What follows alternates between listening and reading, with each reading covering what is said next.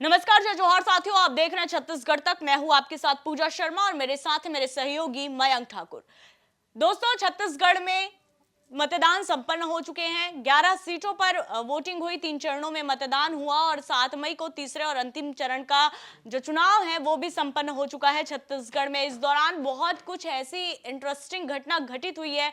चुनाव का समय होता है, वोटिंग के लिए लोग घर से निकलते हैं बाहर और कई बार कुछ ऐसी घटनाएं हो जाती हैं जो अप्रिय होती है, तो कई बार कुछ मजेदार घटनाएं भी निकलकर सामने आती है। तो इस बार क्या घटना अभी घटित हुई 7 मई को जो चुनाव हुए हैं 7 सीटों पर, क्या क्या वहां का नजारा रहा, किस तरह की नजारे वहां को देखने को मिले, वोटिंग कैसी हुई, क्या व्यवस्थाएं की गई थी, क्या अव्यवस्था के चलते लोगों को परेशानी हुई, इस विषय पर हम बात करेंगे। और मयंक, बिना किसी देरी के आपकी ओर रुख करना चाहूंगी कि तपती धूप में लोग घर से निकले अपने मतों का उपयोग करने के लिए। लोकतंत्र के इस महापर्व में हिस्सा लेने का जुनून इतना था कि जो तपती गर्मी, तपती धूप अगर हम कहें, उसका भी उन्होंने बिल्कुल गुरेज नहीं किया घर से बाहर निकलने के लिए, और वो घर से जरूर निकले। लेकिन कई सारी चीजें ऐसी घटित हो गई है जिसके बारे में किसी ने सोचा भी नहीं था। क्या कुछ घटनाएं इस चुनाव के दरमियान आपको देखने को मिली थी? बिल्कुल पूजा, जिस तरह से छत्तीसगढ़ में हमने देखा कि सियासी पारा हाई था, तो छत्तीसगढ़ का तापमान भी बढ़ा हुआ था। लगातार चुनावी रैलियां इस तपती गर्मी के बीच हुई।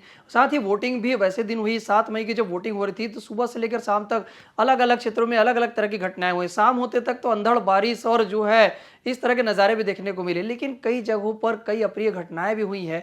जसपुर में जहां वोटिंग सेंटर था वहां पर कोबरा सांप निकल जाता है। कोबरा सांप निकलने के बाद जो है वोटिंग सेंटर पर 2 घंटे के लिए मतदान को रोका जाता है। आखिरकार वहां पर फॉरेस्ट की रेस्क्यू टीम आती है और उस कोबरा जो सांप होता है उसको दूर ले जाकर जंगल पे छोड़ा जाता है। यानी वोटिंग के दिन 2 घंटे तक जसपुर में वोटिंग बंद रहती है। यानी कहीं ना कहीं इससे मतदान भी प्रभावित हुआ ही बिल्कुल। होगा। इसके साथ ही सरगुजा में ऐसी कुछ घटनाएं होती है कि वोटिंग करके एक युवती है जो वोटिंग करके अपने घर लौटने को जाती है, लेकिन रास्ते पर गाज गिर जाती है और वो युवती की मौत तक हो जाती है। यानी वोटिंग जो लोकतंत्र के महापर्व पर इस तरह की दुखद घटना भी देखने को मिली है। इसके साथ ही कुछ जो है राजनीतिक बयानबाजी का भी दौर हमने देखा है। राजधानी रायपुर पे हम बात करें, क्योंकि राजधानी रायपुर पे सबकी नजर थी। वहां पर कांग्रेस प्रत्याशी जो विकास उपाध्याय है, पुरानी बस्ती के एक मतदान केंद्र में धरने पर बैठ गए। उन्होंने आरोप लगाया कि जो खासकर जो एनजीओज हैं, जो सामाजिक संस्थाओं को जो जवाबदारी दी गई थी कि वो लोगों के लिए जो शीतल पेय पदार्थ या इस तरह की जो वॉलंटियर का काम करेंगे, लेकिन वो भाजपा के वॉलंटियर बनकर काम कर रहे हैं, इस तरह के आरोप उन्होंने लगाया और वो मतदान केंद्र के बाहरी धरने पर भी बैठ गए। बाद में जाकर जो है इलेक्शन कमीशन की टीम ने आकर उनको मनाया, तब जाकर वो माने। यानी अलग अलग क्षेत्रों पर अलग अलग तरह की घटनाएं देखने को मिली है। लेकिन निश्चित तौर पर जिस तरह से इलेक्शन कमीशन ने जो मतदान को लेकर जो स्वीप अभियान चलाया था, लगातार जो स्कूली टीम को लेकर या फिर अलग अलग क्षेत्रों पे जिस तरह से जो अभियान चलाया, उसका हमने देखा कि मतदान के प्रतिशत में काफी इजाफा देखने को मिला। कई आदर्श मतदान केंद्र बनाए गए थे जहां पर सेल्फी बूथ भी बनाया गया था, जहां पर हर वर्ग के लोग सेल्फी बूथ के बाहर फोटो खिंचाते भी नजर आए। कहीं ना कहीं वोटिंग के बाद जो लोगों में उत्साह काफी देखने को मिला पूजा इस दरमियान।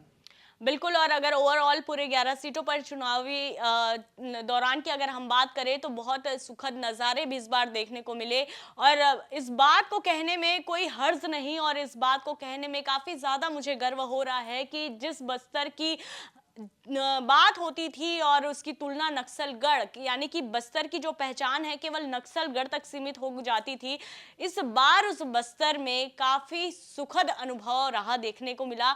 हम यहाँ बैठे थे, हालांकि हम अपने जो सहयोगी हैं उनके निगाहों से हमने देखने की कोशिश की, और बस्तर की खूबसूरती वाकई इस लिहाज से भी बहुत ज्यादा सुंदर हो जाती है कि इस बार किसी भी तरह की नक्सली जो है वो अपने मंसूबों को कामयाब नहीं कर पाए। बेहतरीन और बहुत शांति प्रिय तरीके से इस बार बस्तर में, पूरे ओवरऑल बस्तर की मैं बात करूं तो पूरे बस्तर में काफी शांति प्रिय तरीके से मतदान हुआ।